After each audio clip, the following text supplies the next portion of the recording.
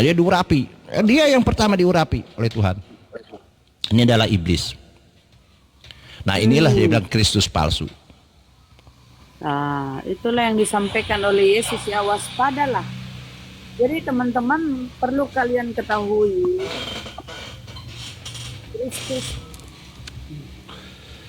Kristus palsu itu, tapi Kristus adalah yang diurapi. Nah, tadi iblis diurapi loh.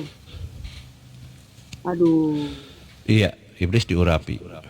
Ternyata Jelas sohe itu. itu ya. Sohe datanya itu ya. Iya, iya loh.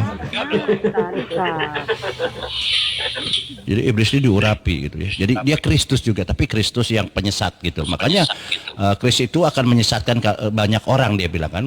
Kristus nabi palsu ini, Kristus dan nabi palsu ini akan menyesatkan banyak orang. Nah, seperti ini kan dikatakan di sini di Matius 24 ayat 24 dikatakan, sebab Mesias palsu, ini kan arti kata dari Kristus ya. Sebab Mesias palsu atau Kristus palsu dan nabi-nabi palsu akan muncul dan mereka akan mengadakan tanda-tanda yang dahsyat dan mujizat-mujizat sekiranya mungkin mereka menyesatkan orang-orang pilihan juga. Iblis bisa bermujizat dia, ya kan? Luar biasa iblis. Nah, ini yang harus diwaspadai. Yesus bilang Kristus palsu. Nah, Kristus palsu siapa gitu kan? Kalau nabi-nabi palsu kita udah tahu ini sosok manusia, ya kan? Kalau nabi-nabi udah pasti sosoknya manusia, tapi Kristus palsu ini siapa?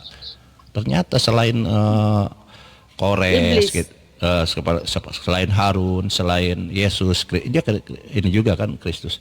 Ada yang palsu, yaitu iblis yang diurapi. Itu tadi tafsirannya tuh Bang Bal. Iya, dari Wah, ini keren.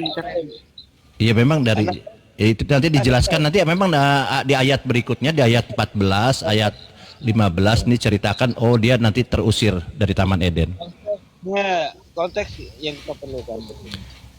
Ya, kenapa Bang Emenius? Konteksnya yang kita perlukan di sini dengan menafsirkan sesuka-sukanya. Apa Bang? Anak baik ini menafsirkan atas dasar apa? Data itu Bang, silakan Bang.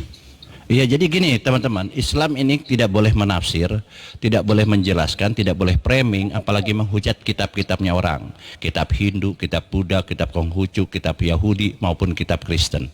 Dan kita hanya membacakan saja. Di sini ternyata di sini adalah berbicara tentang yang diurapi. Yang diurapi artinya Kristus. Ya kan, atau Mesias. Saya bilang tadi Kristus ini dari kata Kristos atau dari bahasa Ibraninya Masyah atau dalam bahasa Indonesia Mesias, itu artinya yang diurapi. Ternyata selain yang diurapi ini adalah Yesus, Harun dan raja-raja di Israel itu kan Kristus juga dikatakan, Kores juga dikatakan Kristus karena yang diurapi. Nah, ini di sini ada sosok yang diurapi juga. Ternyata di sini yang diurapi adalah iblis. Iblis ini sebelum kejatuhan ke bumi, dia diurapi Tuhan. Nah, ini ya yang dikatakan oleh Yesus bahwa iblis ini tetap akan menggoda kalian. Makanya ketika Yesus berkata, Matius 4:24, sebab Mesias palsu atau Kristus palsu. Mesias ini artinya Kristus ya. Mesias palsu atau Kristus palsu dan nabi-nabi palsu. Nah, yang kita harus pahami siapa Kristus palsu. Nanti kita baru, masalahnya teman-teman ini selalu teman-teman Kristen dia loncat ke nabi-nabi palsu. Padahal narasi Yesus itu diawali dengan Kristus atau Mesias palsu. Loh, Kristus. Anda memahami kata Kristus kan? Iya. Kristus itu apa? Kristus yang diurapi, Bang. Aku pinter kau, Bang. Oke, kita di mana kita Islam tidak boleh menafsir. Di sini katakan ya. Kristos nih ya. Kristos itu di sini ya. Kristos itu bahasa Yunani, Bang. Di sini di penjelasannya ya dari Alkitab ya, Bang ya. Saya pinter kok, Bang. Nah, di sini dikatakan apa tuh Kristos? Kristos itu adalah di sini yang diurapi. Bahasa Ibraninya adalah Mesias. Enggak ada Ibrani. Kata menjelaskan. Ini tulisannya begitu kok. Kalian ini apa sih Oten Botol ini? Tulisannya begitu loh. Di sini Kristos, lihat ya. Penjelasan atau tidak? Apa? Anda mau penjelasan atau tidak? Sudah dijelaskan di sini. Ini tulisannya definisi. Definisi itu artinya penjelasan. Kenapa kalian jelaskan lagi? Ntar di situ. Penjelasan itu semua dari mana? Dari Alkitab. Alkitab mana? Ya ampun, ya Alkitab kalian lah, LAI lah. Itu bukan Alkitab yang Anda tunjukkan. Iya, kalian ini. Jadi gini Bang, saya ajari sedikit Bang ya. Teman-teman Kristen ini kan kurang tidak bisa narasi karena miskin literasi. Saya sampaikan. Jadi yang Anda pegang, buku yang Anda pegang itu namanya hard copy gitu kan. Jadi yang perangkat keras itunya hard copy ya. Nah, yang kita baca di sini adalah soft copy. Soft copy ini adalah berbentuk digital. Enggak ada, Ustaz.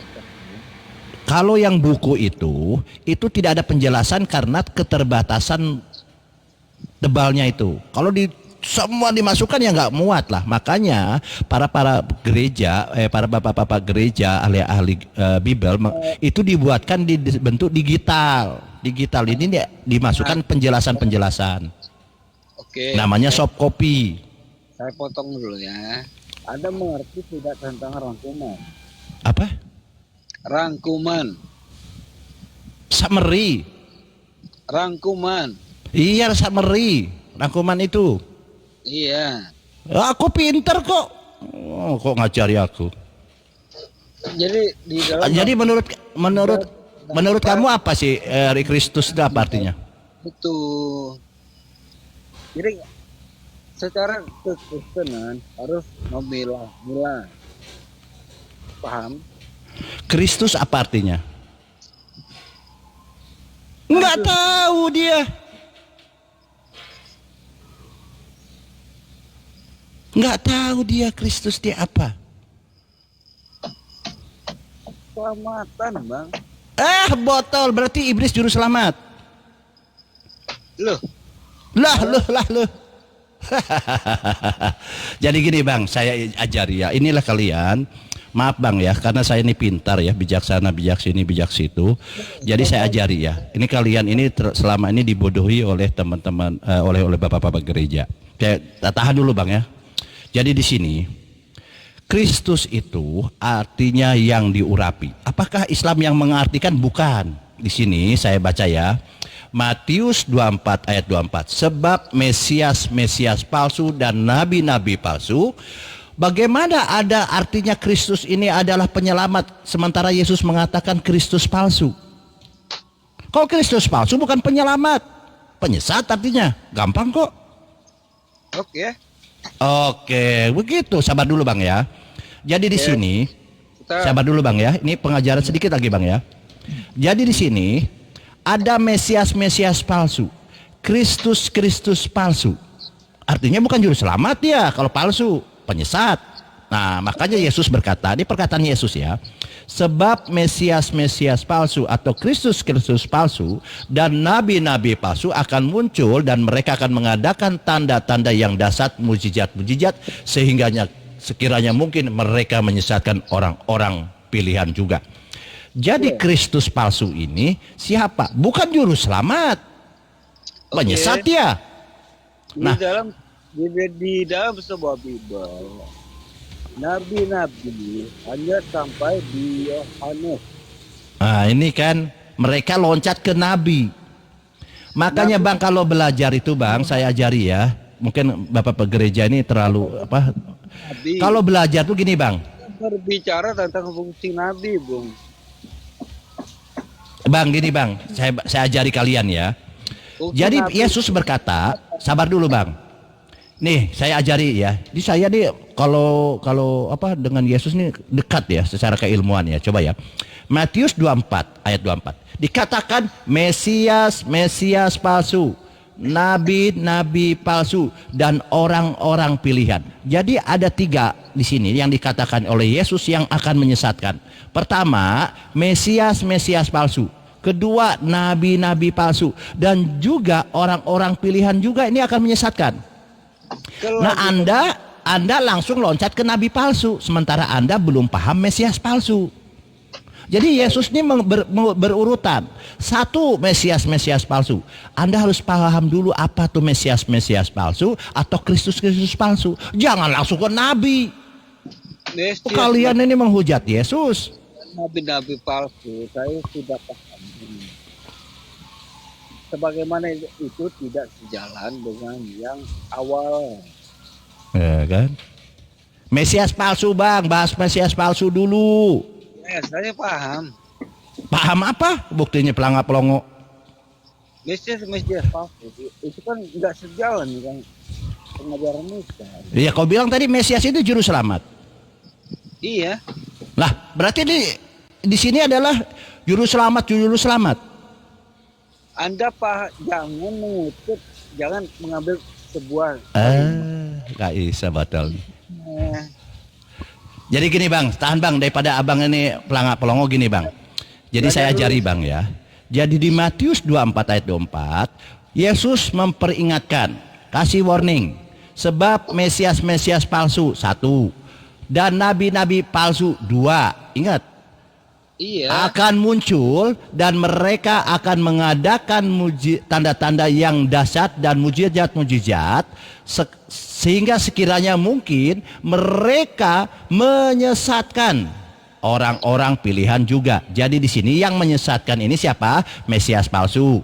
Kedua, yang menyesatkan itu nabi palsu. Yang ketiga adalah orang-orang pilihan juga akan menyesatkan.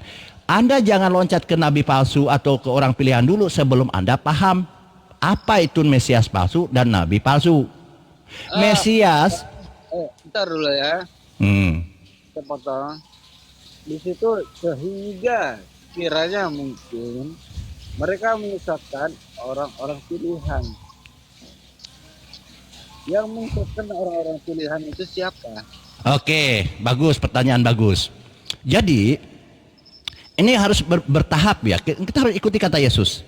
Mesias palsu, nabi-nabi palsu ini akan menyesatkan juga orang-orang pilihan. Pertama saya bisa buktikan bahwa yang di sini Mesias palsu di sini adalah iblis.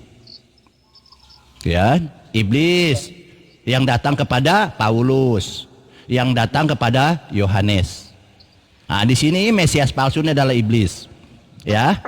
Kedua, siapa nabi palsu ini? Nabi palsu ini siapa? Paulus. Karena Paulus dia yang bertemu dengan Kristus palsu itu. Nah, nih, Paulus. Kemudian siapa orang pilihan? Orang pilihan ini adalah Yohanes. Yohanes yang ketika di Pulau Patmos ya ketemu juga itu dengan Kristus itu. Nah, ini Yohanes. Jadi tergenapi bahwa sebentar dulu Bang. Jadi tergenapi nubuatan sebentar dulu Bang. Jadi tergenapi nubuatan tentang pernyataan Yesus ini tergenapi. Kalau Mesias palsu pasti iblis. Kalau nabi palsu siapa? Yaitu Paulus. Orang pilihannya siapa? Orang pilihan itu adalah Yohanes. Gampang kok. Iya, gampang kok bagi Alhamdulillahirabbil alamin. Gampang ya? bagi Anda. Karena Anda tidak memahami konteksnya. Iya kan? Benar tidak? Anda Aku pinter kok. Masa aku pinter gini bilang nggak paham konteks? Gimana sih kalian nih? Anda jangan sombong dulu. Coba kamu jelaskan apa itu Kristus. Aku pinter kok. Tadi Kristus adalah juru selamat. Kristus itu Bang, catat. Kristus itu artinya yang diurapi. Yang diurapi ini ada 2. Ada yang diurapi ini adalah orang-orang pilihan Tuhan seperti Yesus, Harun. Itu pilihan Tuhan, itu diurapi. Kores diurapi gitu kan. Kemudian ada Kristus yang dari iblis. Nah, itu Kristus juga. Makanya Yesus menggunakan kata Kristus palsu, maksudnya iblis ini. Iya. Nah, mulai pinter. Saya mau tanya, Begitu gampang kok aku nih ngajari. Anda dapat memilah tidak yang benar atau tidak? Aku yang tadi milah-milah. Sekarang nanya lagi, Anda bisa milah-milah? Aku yang milah-milah. Ada yang dari iblis, ada yang benar. Yang benar ini adalah Yesus yang datang kepada Bani Israel, yang dilahirkan oleh Bunda Maria, itu adalah Kristus benar. Kores adalah Kristus benar yang kepada Bani Israel. Harun juga itulah Kristus yang benar. Nah, Kristus yang palsu ini Yesus bilang hati-hati terhadap Yesus palsu. Oke. Dia datang kepadamu akan menyesatkan dan kepada nabi-nabi palsu. Siapa yang menyesatkan ini? Pertama adalah Paulus yang disesatkan. Kedua adalah Yohanes. Ke Pak Paulus. Terus yang ketemu Paulus di Pulau Patmos siapa? Kita menuju Nah. ke perbandingan. Boleh? Apanya lagi? Ke perbandingan Paulus dan Yesus. Boleh? Iya, apa Paulus dengan Yesus? Tentang ajarannya. Apa yang salah di situ? Oke, saya tidak akan saya kan orang bijaksana ya, Bang ya. Saya tidak akan menghakimi. Saya bilang saya tidak boleh nafsir, tidak framing, tidak boleh menghujat apapun ya kitab-kitabnya orang Hindu, Buddha, Konghucu termasuk Kristen. Kalau Anda pertanyaannya, Anda bertanya, apa sih ajaran Paulus yang bertentangan dengan Yesus? Oke? Tentang Yesus dan Paulus. Oke, baik. Aku pintar kok, dia bilang. Sabar. Dan Yesus. Apa yang salah? Dan Oke. benar? Kristen meyakini bahwa Paulus ini adalah murid Yesus, betul? Iya, benar. Oke. Seorang murid, sabar dulu, Bang. Oke, sabar dulu. Seorang murid, Paulus sabar dulu, Bang. Anda kan bertanya ke saya. Jadi kalau seorang murid, dia akan mengucapkan apa yang diucapkan oleh gurunya. Ya kan? Dia akan menyampaikan apa yang disampaikan gurunya. Sama halnya ketika bapak-bapak pendeta di gereja menyampaikan apa yang tertulis di dalam Bibelnya, yang disampaikan oleh Yesus baru disampaikan ke jemaatnya. Itu, ya kan? Seorang murid. Nah, sekarang tunjukkan ke saya di mana selama hidupnya Paulus pernah menyampaikan ajaran Yesus. Halo. Oh, Yesus berkata begini. Yesus berkata hidup yang kekal itu adalah mengenal satu-satunya Allah yang benar dan mengenal Yesus adalah utusan Tuhan. Di mana Paulus pernah berkata begitu? Macet. Selama hidupnya saya ajari, Bang ya, kalau Anda macet begitu, karena saya nggak punya waktu, saya ini orang pintar. Jadi sini, selama hidupnya saya belum masuk ke ajarannya ya. Saya baru saya buka kisi-kisinya dulu. Pintunya saya buka dulu. Selama hidupnya Paulus tidak pernah mengutip atau menyampaikan ajaran Yesus. Yesus berkata hidup yang kekal itu adalah mengenal satu-satunya Allah yang benar dan mengenal Yesus adalah utusan. Tidak pernah mengucapkan kata-kata Yesus itu, tidak pernah. Tetapi apa yang disampaikan oleh Paulus adalah pernyataan ajaran pagan. Tritunggal, Narasi roh. Nah, ini ajaran Paulus, roh, manusia, Tuhan. Ini ajaran Paulus, saya kasih kisi-kisinya. Jadi selama hidupnya seorang yang dikatakan murid tidak pernah menyampaikan perkataan-perkataan guru. Ini kurang ajar kan murid gitu. Apa juga dikatakan? Saya coba, apa yang pernah dikutip? Oh, Yesus pernah berkata demikian, baru Paulus sampaikan kepada jemaatnya. Mana? Tidak pernah, Bang. Saya 14 tahun di Vatikan, 3 tahun di Yerusalem. Saya cari pernyataan-pernyataan Paulus di 14 kitab Paulus, surat Paulus ini. Kok nggak pernah ya Paulus ini katanya murid, tapi nggak pernah menyampaikan pernyataan-pernyataan Yesus. Kenapa? Karena dia menerima ajaran-ajaran yang datang dari Kristus palsu, Bang. Dia membatalkan hukum Taurat. Dia membatalkan sunat. Padahal Yesus disunat. Dia membatalkan bagaimana Yesus beribadat. Konteks. Yesus juga membatalkan hukum Taurat. Nah ini kan, berarti Kristus palsu itu dari iblis itu yang saya bilang. Nah di sini Anda perlu memahami konteks. Aku paham, kok aku pintar, kok disuruh memahami gimana sih? Oke. Jangan Oke. sombong dulu.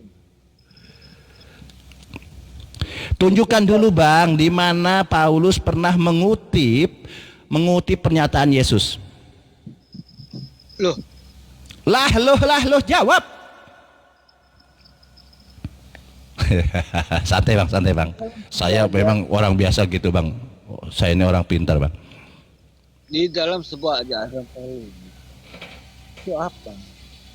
Apa yang diajarkan oleh Paulus? Di ajaran Paulus mengajarkan bahwa dosa waris. Yesus tidak mengajarkan dosa waris. Berarti Paulus yang datang ke Paulus ini adalah Kristus yang berbentuk iblis.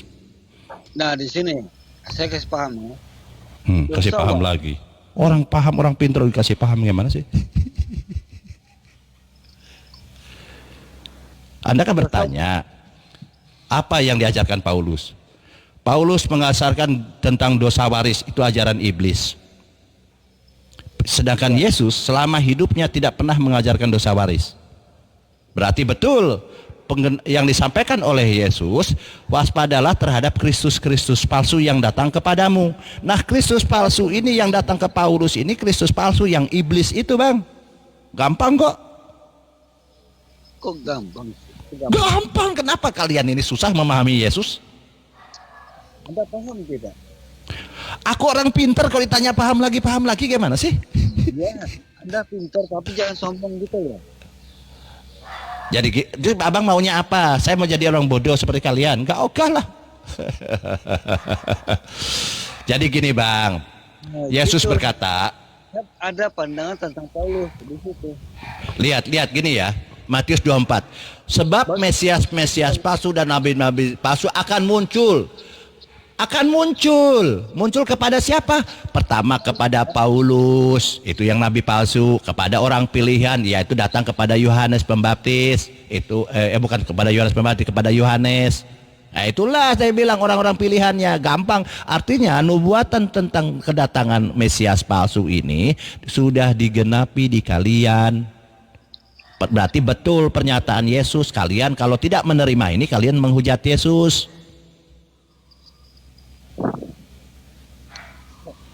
Sudah itu. Anda mengatur. Oke, clear ya. Jadi Kristus palsu ini dari iblis ya. Memang ada dari golongan manusia. Yesus, Paulus pun mengaku Kristus, tapi saya tidak bahas itu dulu. Nah, oke. Apa mobil? Kunci mobil.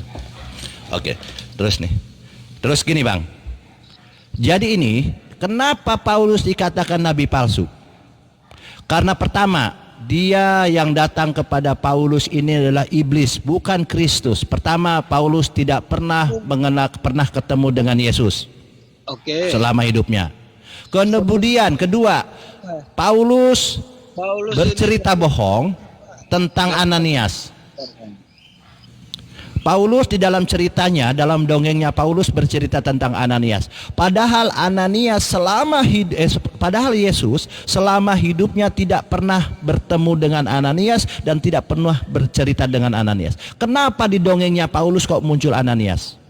Ini cerita bohong Paulus ini.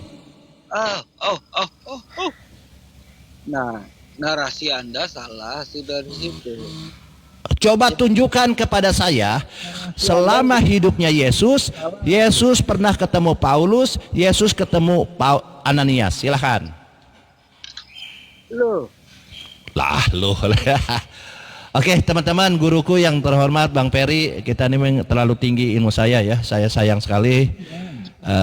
Izin saya turun, Bang Peri, Ibunda Anissa, Ibu Ustadz Miftah, Bang Erwin, Bunda Rahma, karena ini ilmu saya terlalu tinggi.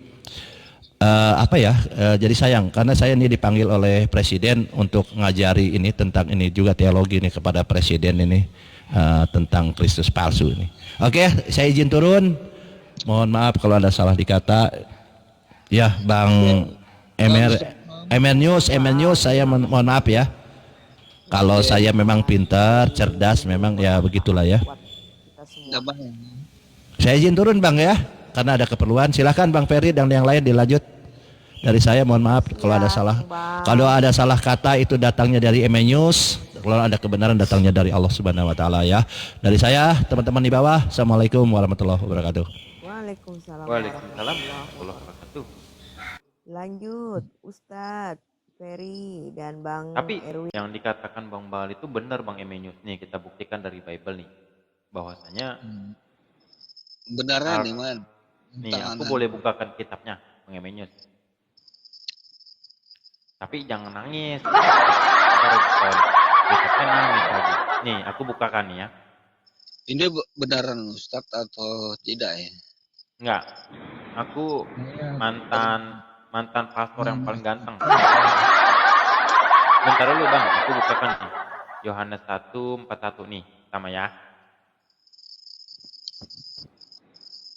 Bentar ya Bang. Aku nggak bisa digedein ya Kanisa? Bentar, Ini- bentar. Wah lupa, aku nggak bisa on cam akun yang ini. Lupa akun baru Bang, percuma nggak bisa on cam. Alah. Bentar, aku ganti akun dulu deh, Bang Emenius. Kayaknya ganti akun yang satunya lagi, kayaknya udah kebuka deh. Bentar Bang Emenius ya. Yang ini aja. Nggak bisa on cam. Ini baru bikin akunku kena banned semua. Ini baru bikin, baru berapa pengikutnya? Nggak masalah. Dia katanya berarti dia dibacain aja, nggak usah di on cam. Secara pribadi. Enggak, soalnya di penutup kitab Katolik itu ada penjelasan dan penerangan tentang Kristus.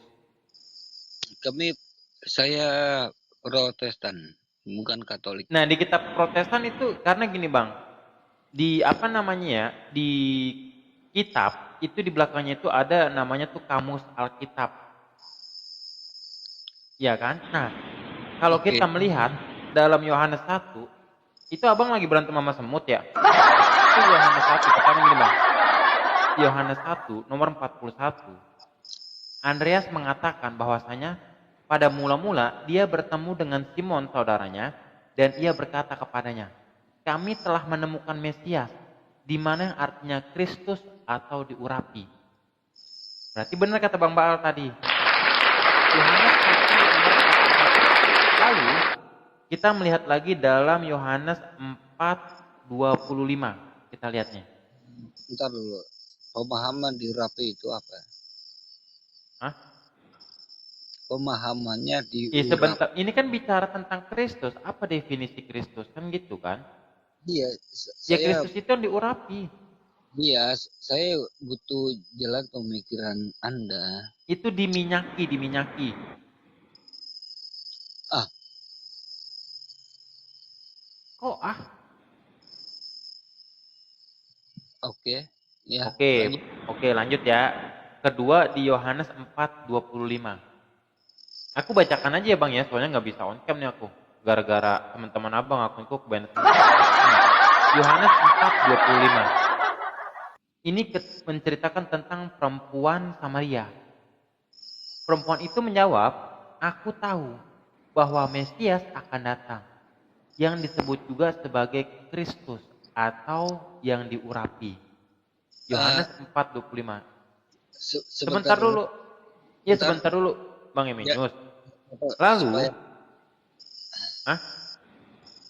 Boleh saya potong dulu? ya sebentar dulu. Ini sedikit lagi. Yang kedua, Yohanes 4 nomor 29. Kita lihat di sana, Bang. Yohanes 4:29. Ya, aku baca lagi ya. Oke.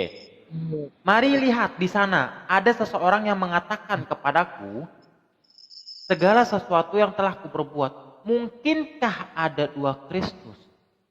Itu pertanyaannya Bang. Coba kalau nggak percaya, Abang buka, di sana ada tanda tanya, mungkinkah ada dua Kristus? Perikopnya itu tentang percakapan dengan perempuan Samaria. Oke, lanjut. Udah? Nah, berarti di sana kan di nomor ke-29-nya itu berarti di sana itu karena tanda tanya. Yang namanya tanda tanya berarti sebuah pertanyaan. Nah, di sana mengatakan mungkinkah dua Kristus itu. Nah, lalu kita melihat Bang, ketika pertemuan, makanya kan tadi dari Bang Anak Baik itu mengatakan bahkan Ananias pun nggak pernah ketemu dengan Yesus. Lalu dengan ceritanya Paulus yang dikarang, Ananias itu diperintahkan oleh Yesus untuk menyembuhkan matanya Paulus yang buta. Iya. Sedangkan Bang, di dalam KPR itu Paulus bertemu dengan Yesus. Seakan-akan kan? Benar nggak? Paulus, mengapa engkau menganiaya aku? Dan dia melihat dalam bentuk cahaya. Ya kan? Sedangkan Yesus mengatakan dalam KPR 1:11, aku akan datang seperti aku terangkat ke surga. Dan kalau kita lihat dalam Lukas 10:18, nih ya, Lukas 10:18, nanti abang boleh buka juga. Bentar ya, aku bukakan.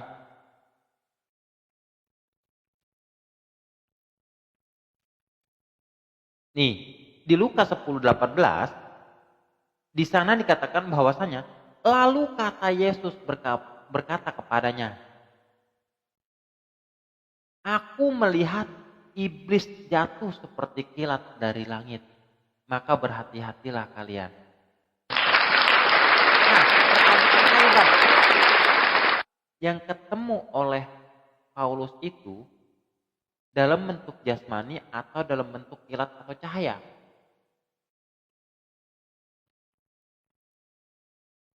Bang Emenius.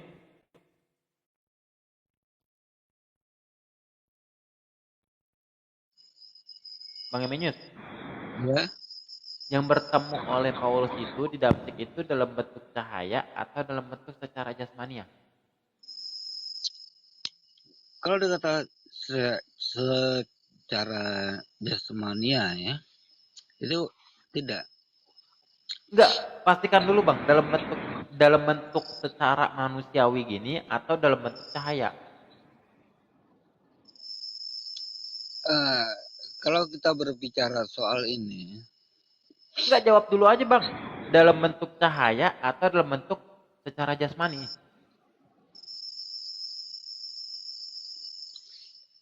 kalau di dalam bentuk cahaya, di dalam penulisan, Bang jawab itu dulu kan aja Bang, dikomitmenkan dulu gitu loh jawabannya. Yang ketemu Paulus di Damsyik itu dalam bentuk cahaya atau dalam bentuk secara jasmani? oke. Kalau Ya, kita mengikuti Alkitab, di sini kan dikatakan ya. orang-orang sekitar Paulus ini tidak mengetahui. Abang dah, Benar?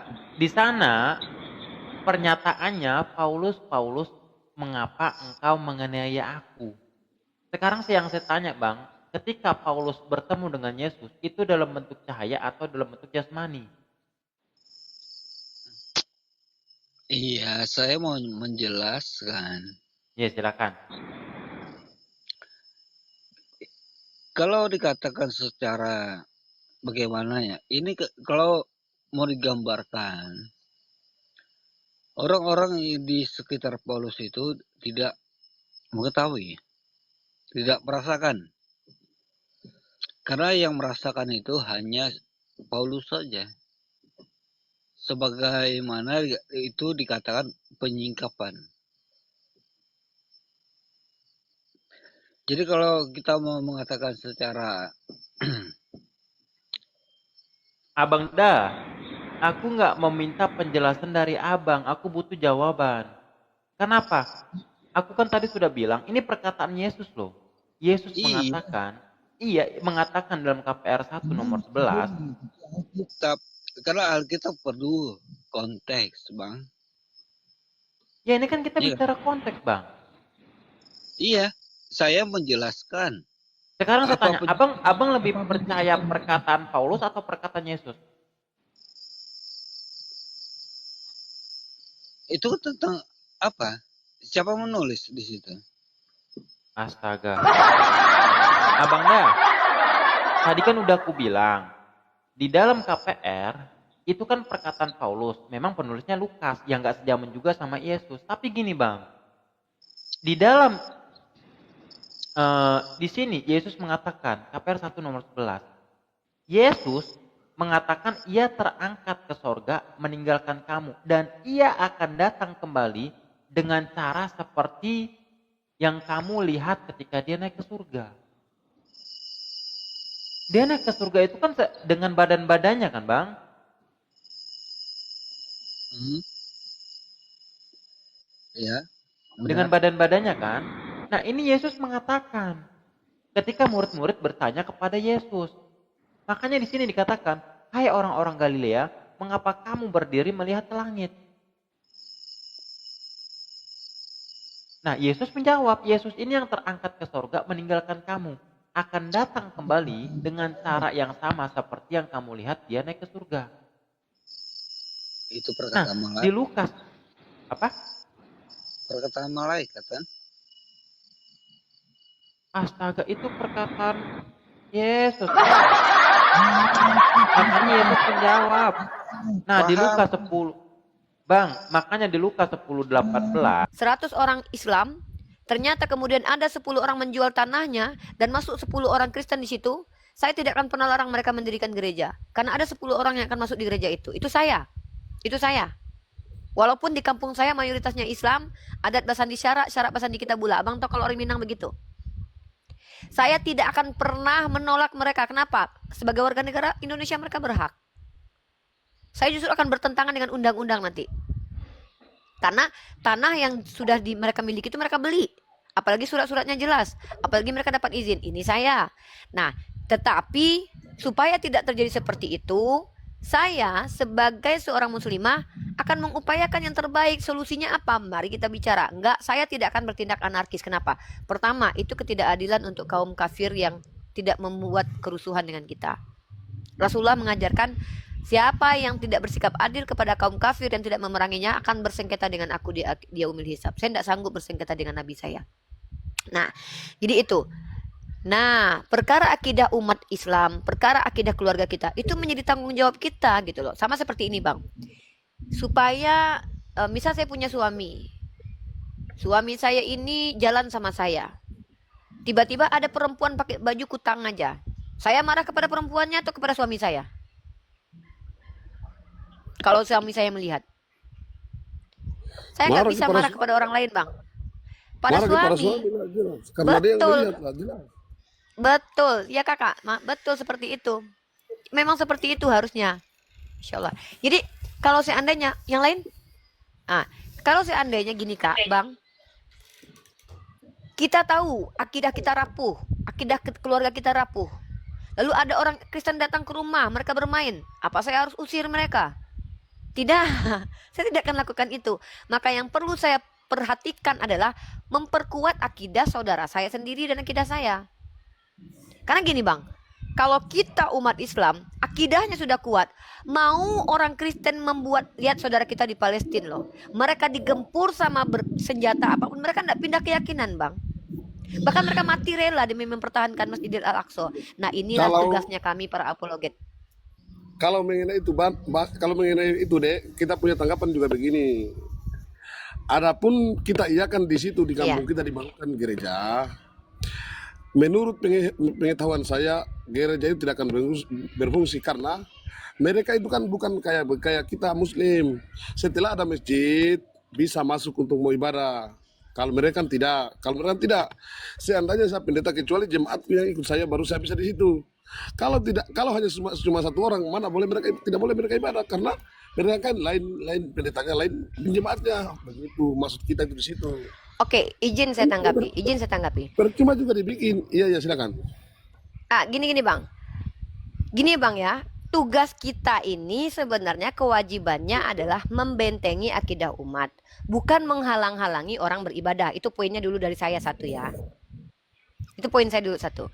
Saya ulangi sekali lagi nih. Iya. Kita ini harus bisa menempatkan diri kita beragama dan bernegara nih bang. Saya harap abang paham nih maksud saya nih. Saya tidak sedang menasihati, saya berbagi knowledge nih ya, saya berbagi pandangan nih. Boleh teman-teman muslim boleh menolak saya, tapi ini dari sisi saya. Kalau beragama bang, kewajiban saya adalah menjaga akidah dengan cara apa? sampai mati belajar terus, dan mengamalkan amalan yang Allah perintahkan. Itu menjaga akidah. Mengasuh pola Iya, asuh, iya, membentuk karakter anak, itu masalah akidah. Itu haknya ada di prerogatifnya di saya tuh. Abang mute dulu ya, soalnya double abang. Nah, artinya begini bang, ya saya mute, nanti abang buka mic ya. Nah, artinya untuk menjaga keselamatan akidah saya dan keluarga saya yang harus berjuang untuk memperkuatnya, itu dulu. Tetapi ketika sebagai warga negara Indonesia bang, saya tidak akan pernah mencoba melanggar undang-undang. Salah satunya apa? Nih, saya ceritakan lagi nih. Saya punya kampung. Saya ulangi sekali nih.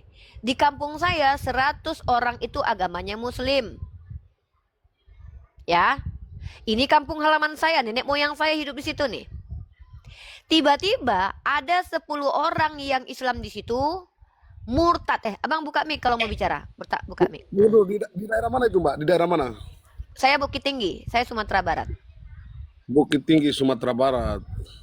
Ya. Bukit Tinggi, Sumatera Barat. Kita lanjut nih. Nih, kita lanjut cara berpikir saya nih. Biar kita ini. Memang di situ 100% Muslim. Iya. Di tempat saya Tidak ada 100% Muslim, Bang. Tidak ada. Oh iya. Tidak ada satu orang pun Kristen, tidak ada, ya. Nah, tapi di Bukit Tinggi ada orang Kristen, tapi pendatang. Ada memang mungkin yang murtad, tapi saya tidak pernah terlihat jelas begitu tuh, tidak ada. Nah, jadi ketika di kampung ini seandainya terjadi ke saya loh, insya Allah saya akan praktekkan ini. Seandainya ini terjadi, saya ulang ini. Ini kok saya ngomong di depan Allah saya loh. Allah saya jadi saksi nih. Ada orang Kristen.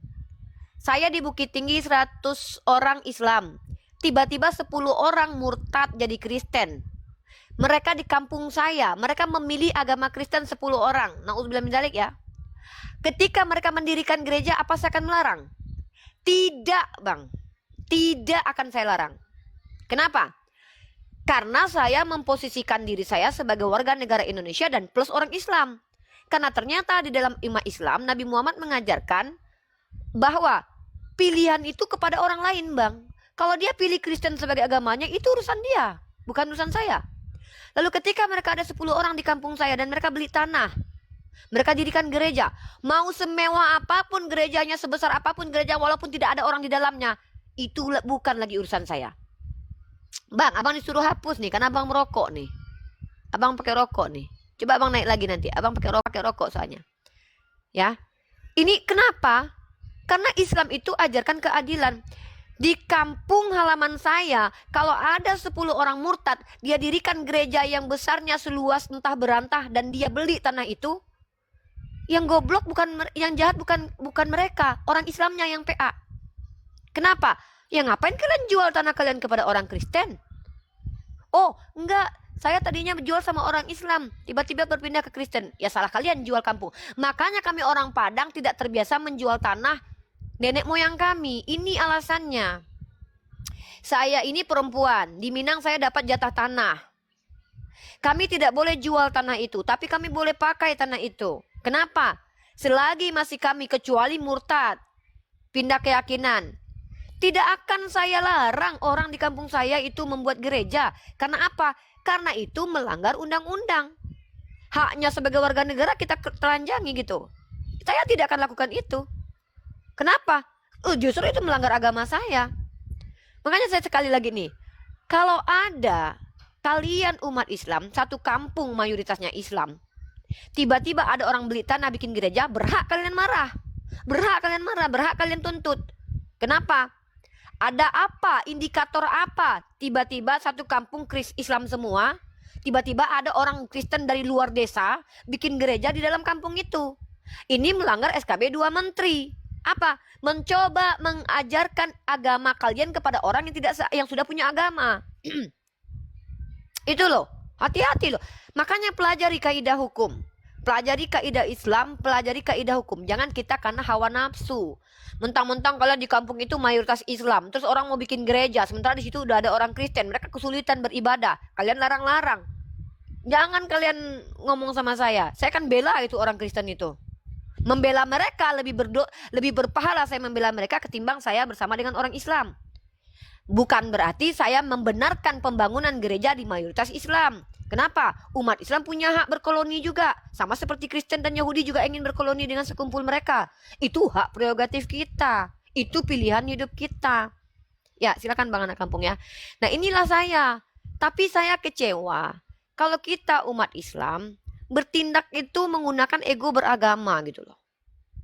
Mentang-mentang kita mayoritas, mentang-mentang kampung kita ini adalah cenderungnya Islam. Tiba-tiba ada yang bikin gereja. Padahal mereka beli tanahnya. Ternyata di situ memang mayoritasnya orang Kristen. Kenapa kalian larang? Harusnya dari dulu lah kalian berpikir makanya kami orang Minang itu ya, nih prinsipnya orang Minang nih. Orang Minang itu pantang bagi mereka menjual tanah nenek moyangnya. Saya ini punya jatah tanah dari mama saya. Karena jatuhnya tanah itu kepada perempuan. Maka ketika perempuan punya anak, tanah itu diwariskan terus. Boleh dipakai buat rumah, tapi dijual haram hukumnya. Jatuhnya haram. Karena nggak boleh, nggak bisa. Karena itu perjanjiannya. Itu namanya tanah warisan nenek moyang, nggak boleh dijual. Itu. Jadi mustahil lah ada gereja di Sumatera Barat kalau memang mereka masih pakai prinsip adat dan agama gitu. Gitu loh. Apa yang mau di-framing sama Oten? Kalau saya berbicara atas kebenaran, mau framing sebesar apapun tidak akan pernah berhasil. Bicara atas nama kebenaran, ngapain takut di-framing? Kalau bicara atas nama ego, nah itu baru khawatir lah. Gitu ya. Saya tidak pernah takut. Kalau yang saya bicarakan ini dasarnya jelas. Al-Quran, hadis, Rasul saya ajarkan. Belum lagi Undang-Undang Dasar 1945. Gitu ya. Jadi saya umat Islam. Saya belajar Islam. Nabi saya memang berikan aturan. Contoh di Masjidil Haram itu mutlak itu aturannya itu. Mutlak itu aturannya. Tapi kalau perkara di kampung saya berpindah keyakinan sekitar 10 orang. Mereka pengen bikin gereja. Biarkan. Tugas saya memperkuat akidah umat Islam. Tugas saya memperkuat. Baguslah ada gereja di kampung saya biar saya ajak itu pendeta untuk diskusi sama saya. Itu yang kadang-kadang kita ini umat Islam loh. Umat Islam itu tidak perlu takut gitu loh. Tidak perlu takut umat Islam itu. Tidak akan ada umat Islam yang mau menyembah Yesus ketika sudah tahu siapa Yesus dalam Bible. Apa iya? Ada umat Islam yang akan menyembah Yesus setelah tahu nenek moyangnya Yesus pezina. Nenek moyang Yesus itu penipu. Pezina siapa? Nabi Daud katanya. Yakub katanya penipu. Pesundal Rahab. Pedofil Ishak. Gimana coba? Bagaimana ada gitu orang Minang, orang Makassar, orang Ternate, yang cerdas-cerdas ini, orang Jawa Barat, orang Jawa Timur, Jawa Tengah, orang-orang cerdas, orang Aceh, ada gitu yang mau menyembah Yesus. Hanya kada Pak Pendeta Saifuddin Ibrahim bilang bahwa Yesus adalah jalan keselamatan dan hidup. Ada gitu yang akan berpindah keyakinan. Gak ada, percayalah. Nah, akan ada berpindahnya keyakinan seseorang itu karena urusan perut dan di bawah perut satu. Yang kedua, akan ada perpindahan keyakinan ketika seseorang muslim tersakiti oleh saudaranya muslim sendiri. Yang selanjutnya, ketika Anda anak-anak kita tidak kita bekali dari awal agama, maka mereka mendapatkan ilmu dari orientalis, dari ilmu filsafat, maka mereka lebih mendahulukan akalnya ketimbang iman. Gitu loh. Begitu. Jadi ayo kita ini berusaha untuk cerdas, berusaha untuk bijak dalam bersosialisasi, ya bersosial. Negara kita ini bukan negara Islam, harus akui itu. Ya, negara kita ini negara yang majemuk, multikultur, dan pantang bagi kita juga disenggol. Kita bukan umat Kristen yang apabila ditampar pipi kiri kasih kanan tapi nggak mampu melakukan, ya, gitu ya. Itu jadi nggak usah Pak Pendeta Saifuddin dibawa saja, ya. Kenapa? Karena saya lagi tidak tertarik bicara hal-hal yang tidak di luar konteks ilmu pengetahuan. Nah baik, kita bahas sekarang ini. Kenapa saya katakan Islam adalah jalan kebenaran? Justru Islamlah yang memiliki solusi di setiap permasalahan tentang pertikaian gereja boleh didirikan atau tidak. Islam. Coba teman-teman perhatikan bagaimana sikap Umar Ibn Khattab ketika datang ke Yerusalem. Ya, saya pernah dengar podcastnya Felix Yao ya. Saya tidak tahu literasinya di mana Ustadz Felix Yao dapat ketika Sopronius memberikan kunci kepada Sayyidina Umar Ibnu Khattab. Sopronius ini adalah seorang patriark gereja. Nah, lalu Sopronius ini berkata kepada Sayyidina Umar untuk melarang orang Yahudi untuk datang ke Baitul Maqdis kalau nggak salah. Lalu kemudian dikatakan sama Umar Ibnu Khattab itu tidak boleh. Sayyidina Umar Ibnu Khattab adalah sahabat terdekat plus menantunya Rasulullah. Maka beliau mengajarkan sesuatu yang pasti diajarkan oleh Rasulullah. Ketauladanan itu ada dari beliau. Beliau mengizinkan orang Kristen ke gereja, orang Yahudi ke sinagog. Bahkan Sayyidina Abu Bakar Siddiq ketika berperang melarang umat Islam untuk menghabisi para rahib, pendeta, dan tidak boleh mengganggu gugat yang namanya rumah ibadahnya orang di luar agama kita. Tiba-tiba kita umat Islam yang ada di Indonesia yang sudah distigmakan negatif sama orang Kristen. Kenapa Islam distigmakan negatif? Bukan karena ajarannya, kelakuan umat Islamnya. Kelakuan umat Islamnya, mereka angkat satu keburukan umat Islam, mereka framing terus-menerus, mereka tidak lelah menyebarkan kebohongan terus, mereka tidak lelah menyebarkan isu terus. Nah, kita lelah menyebarkan ilmu, kan lucu. Ketika mereka tidak lelah menyebarkan isu, stigma, menyebarkan Islamofob, kenapa kita umat Islam lelah menyebarkan ilmu dan kebenaran? Makanya saya tadi ingin leha-leha. Tapi saya berpikir kalau saya hari ini tidak bicara, tidak bersuara, hari ini akan ada orang yang berbicara mengatakan Islam begini dan begitu, dan kita diam. Setidaknya saya punya tanggung jawab. Makanya saya katakan, peristiwa terjadinya gereja yang dihambat, dilarang, itu bukan menjadi urusan saya sebenarnya, karena saya tidak tahu kronologisnya. Tapi sebagai orang Islam, saya tidak pernah diajarkan menghalang-halangi orang untuk ibadah kok. Di mana? Tunjukkan satu dalilnya di Al-Quran dan di hadis. Kita diperintahkan menghalang-halangi orang untuk menyembah Tuhannya. Bahkan dengan eksplisit dalam Al-Quran. La ikraha fid din, lakum dinukum waliyadin. Kurang cukup itu ayat. Kurang cukup. Nah, apa peduli saya dengan orang Kristen yang mau ke gereja? Kalau saya mampu mengajak umat Islam menguatkan akidahnya, justru bagus ada gereja di tengah-tengah kita umat Islam. Ada kawan diskusi kita. Ada teman diskusi kita. Biarkan orang Kristen berada di tengah-tengah kita supaya mereka mendapatkan ilmu dan wawasan Islam. Tapi belajar teman-teman. Jangan teman-teman berani-beraninya nanti izinkan orang Kristen di tengah-tengah kalian tapi kalian nggak belajar. Diputar-putar kalian nanti temakan pula. Walaupun saya percaya kalian tidak akan seperti itu. Tapi ingat, doktrin akan membuat akal tidak berfungsi. Tahun abad ke-9. 9 ya, abad ke-9. Mayoritas orang Eropa yang mengaku beradab itu downgrade di zaman kegelapan loh. Tahu penyebabnya apa? Doktrin, dogma. Gereja punya otoritas tertinggi pada waktu itu. Waktu Perang Dunia Kedua. Perang Dunia Kedua tahu kejadiannya? Di mana Holocaust terjadi, 6 jutaan korban dari orang Yahudi. Dan kalian tahu itu semua? Rata-rata orang Kristen pada waktu itu membenarkan kejadian itu, bahwa itu boleh dilakukan. Kenapa? Doktrin dari Martin Luther membawa kebencian terhadap orang Yahudi yang disebut dengan paham antisemit. Bahkan Martin Luther membuat bukunya, ya, Vom Sem Hampora kalau tidak salah, itu buku apa itu, buku tentang Yahudi dan kebohongan mereka. Di buku itu bahkan para scholar sejarawan mengatakan buku itu mempengaruhi orang-orang Kristen di Eropa, Jerman tepatnya itu, memiliki kebencian kepada orang Jews, dan sehingga mereka Perang Dunia Kedua mereka menyerang Polandia. Orang-orang Polandia kabur ke Palestina. Sekarang malah orang Palestina yang dijajah. Tahu kalian kisah itu, saudaraku? Bagaimana kita mau berdiskusi kalau teman-teman tidak pernah belajar? Makanya saya itu lihat Al-Quran. Al-Quran itu bukan hanya sekedar perintah. Perintahnya cuma sedikit. Larangan perintah itu cuma sedikit. Allah tuh memudahkan kita. Tapi yang paling banyak apa? Bagaimana cara akhlak bersikap dalam Al-Quran itu? Bagaimana kemudian Allah ceritakan tentang orang-orang terdahulu? Artinya Al-Quran sendiri men-trigger kita belajar sejarah, belajar kejadian masa lalu untuk dipikirkan dan direnungkan karena kasih sayang Allah supaya tidak terulang gitu loh. Perhatikan itu. Bagaimana kemudian Al-Quran mengajarkan kita supaya kita belajar dari kesalahan orang lain, bukan dari kesalahan kita sendiri. Masa kita mau salah? Jangan kita salah dulu. Makanya pepatahnya orang Cina mengatakan Saishi hausu saishi zauha. Apa artinya? Kata Julius, ya. Belajarlah dari kesalahan orang lain. Jangan dulu kita salah baru belajar. Kan PA namanya itu. Kalau perlu kita jangan salah. Kalau perlu kita jangan pernah salah. Gitu ya. Kurang lebih seperti itu. Itu namanya bukan bahasa Cina, tapi bahasa Hongkong ya. Bukan Hokkien ya. Hongkong gitu. Itu ya.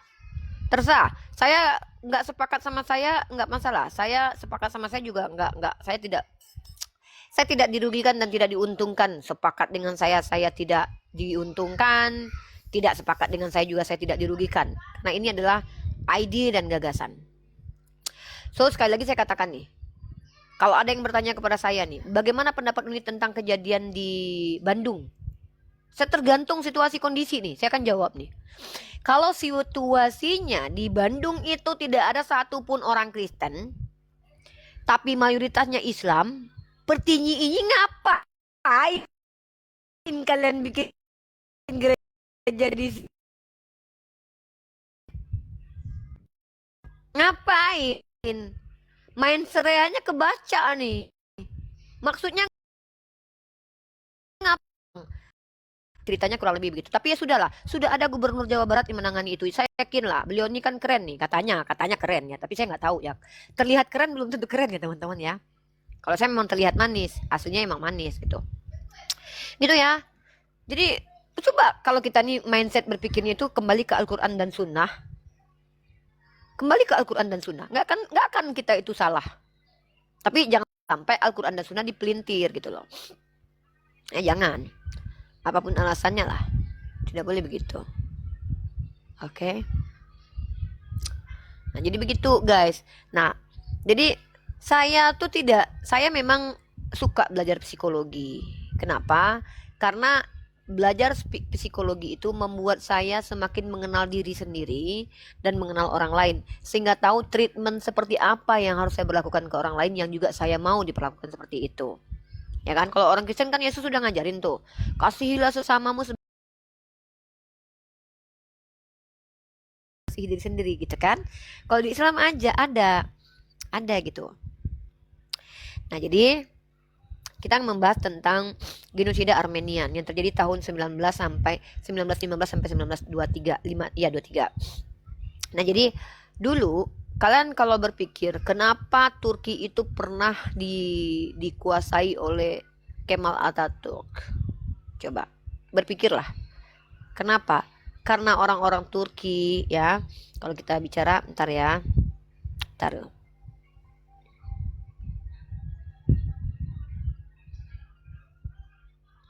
Nah teman-teman saya coba kita menganalisa dengan cara baik, bukan berarti kita bilang apa namanya bentar ya. Nah saya ulangi nih. Tahun 1919 sampai tahun 1923 ya. Tahun 1919 siapa namanya itu? Perang Dunia Pertama tuh, tahun 19-an tuh Perang Dunia Pertama.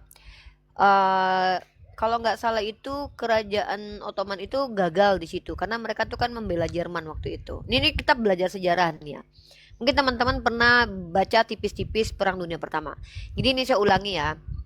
Asal muasal Perang Dunia Pertama itu memang tidak ada kaitan dengan agama. Perang Dunia Pertama itu si Franz Duk, kalau nggak salah namanya Franz Duk apa gitu ya. Dia itu diserang sama orang-orang separatis waktu itu. Tapi waktu itu dia nggak meninggal ya.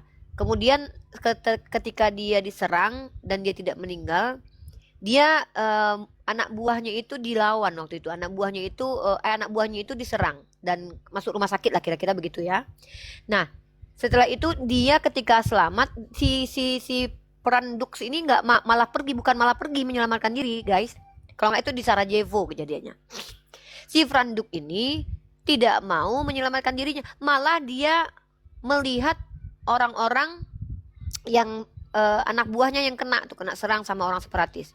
Nah karena dia pergi melihat, tau dia mati di situ, dia ditembak kalau nggak salah tuh si Franduk ini, pangeran dari kerajaan Austria Hungaria. Pada waktu itu yang kerajaan besar tuh ya kerajaan Jerman, Rusia, Austria Hungaria, Ottoman, sama satu lagi tuh Perancis. Nah, jadi karena pada waktu itu orang-orang Austria-Hungaria kehilangan pangeran mereka, maka orang Austria-Hungaria menuduh Serbia sebagai pelakunya. Nah, si Serbia yang dipelakunya diseranglah Serbia gitu loh, sama si kerajaan Austria-Hungaria. Ya, Austria-Hungaria. Nah, dan pada saat itu yang berafiliasi itu adalah antara Jerman dengan Austria-Hungaria, Rusia dengan Serbia. Jadi Prancis, Serbia, Rusia tuh. Nah, si Jerman ini, dan anehnya, ingat ya, memang Jerman ini adalah kantong agama Protestan. Tempat lokasi agama Protestan bermuncul. Di bawah pimpinan Martin Luther, Zwingli, dan juga John Calvin. Ternyata yang terjadi apa? Yang terjadi adalah si Jerman ini bersikap brutal karena dia berusaha untuk menyerang Prancis dan juga Rusia. Nah, karena dia kalah, si Jerman ini melakukan tindakan yang sangat tidak bermoral, menyerang warga sipil sampai dia termasuk negara terburuk sepanjang sejarah. Menjadi negara terkriminal waktu jadi Perang Dunia Pertama itu. Nah, sampai-sampai kalau nggak salah tuh ada perang parit tuh antara Rusia dengan Jerman tuh. Perang parit tuh ngeri banget ya. Parit dibangun, mereka maju, tembak. Pokoknya mereka perang tembak sampai mati duluan, pokoknya sampai habis peluru lah gitu. Maju, perang parit maju, ngeri.